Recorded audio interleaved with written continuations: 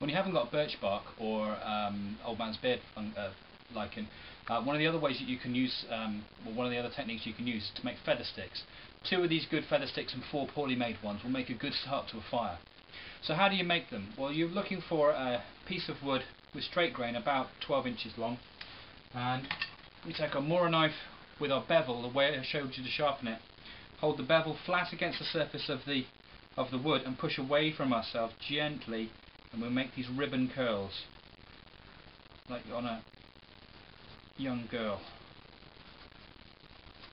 Okay. What we're trying to do is get these to curl round more than once, nice and light, papery thin curls, and they'll catch very easily from the vaguest of sparks. In fact, when you curl them up really, really fine, they'll catch from a single spark from a match or a flint and steel. But those 2 or 3 of those, not like this. This is the poor version. Don't use those ones. They won't work very well. But 2 or 3 or 4 of these, and your fire will be absolutely roaring in seconds with these. Really, really good. Also, it helps split the wood because if you, in an area where there's dry wood, or the wet wood, then you can split the wood and it will be dry on the inside, and you can shave up these to make a fire.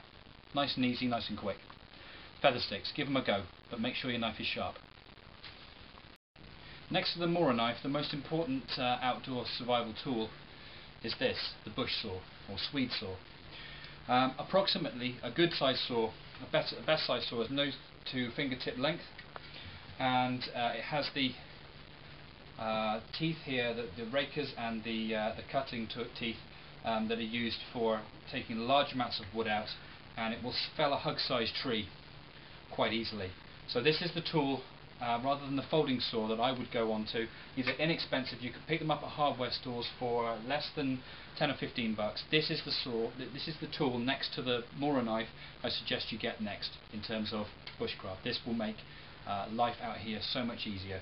You can teach a blind man to use this in 5 minutes, whereas an axe takes a long time to learn how to use it properly. Okay. One of the tools that we use in the northern forest is the axe, but there's lots of different shapes and styles of axe, and I just wanted to show you this one.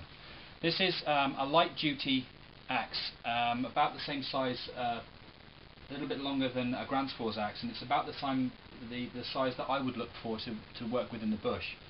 The way that we can tell that is if we curl our fingers around the handle, around the head of the axe, the handle meets our armpit.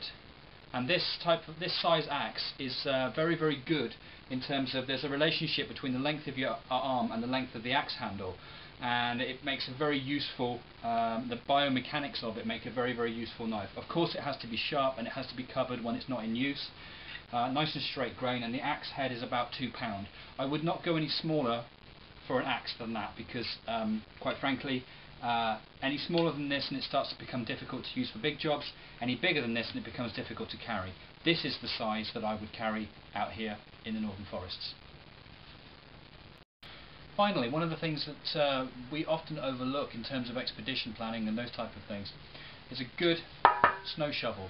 You saw the quinsy that we made earlier in the week, and we often do that with students, and this one tool makes that job a heck of a lot easier than trying to carve it out with a snowboard, skis or snowshoes. Look for one with an aluminium shovel blade because it's nice and light, a thick hardwood handle, and a D ring because this is easier to use with mitts. Again, these are light, inexpensive, and this whole thing weighs probably 750 grams to a kilo. Not very heavy, but worth its weight in gold when you're making snow shelters. Just watch you don't touch any of the metal parts with exposed hands when you've been using them in the cold conditions here. But excellent tool. If you don't have one, get one. Finally, one of the things that we often overlook in terms of expedition planning and those type of things is a good snow shovel.